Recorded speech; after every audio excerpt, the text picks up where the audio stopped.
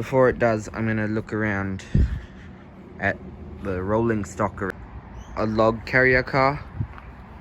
It's like the ones nowadays with trucks, but on a train carriage. Here is a hopper car. I'll show you the inside. The inside of the hopper. Used to carry grain and stuff probably, but doesn't anymore. Here's a mechanism on the hoppers. There's the gear attached to a screw, which moves a bar, turning that, which moves the doors, allowing the grain or whatever else to fall out. Another hopper, but this one has a much newer paint job, and a tanker, a big one. With the tanker, the railway ends, and I think that might be a rail trail,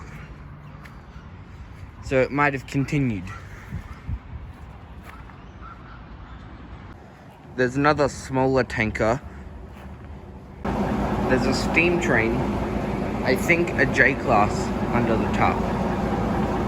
On the other side of the station, there's a wagon, parts in it, a small locomotive, 17 RT, I think that stands for rail tractor.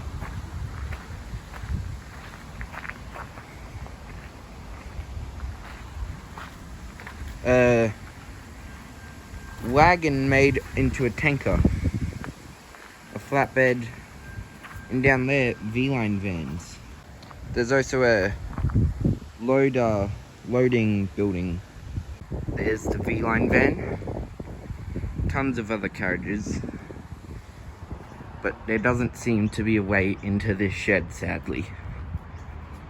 It's still very cool. That's an intact one.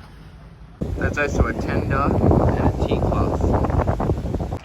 That was the Healesville Yarra Valley Railway.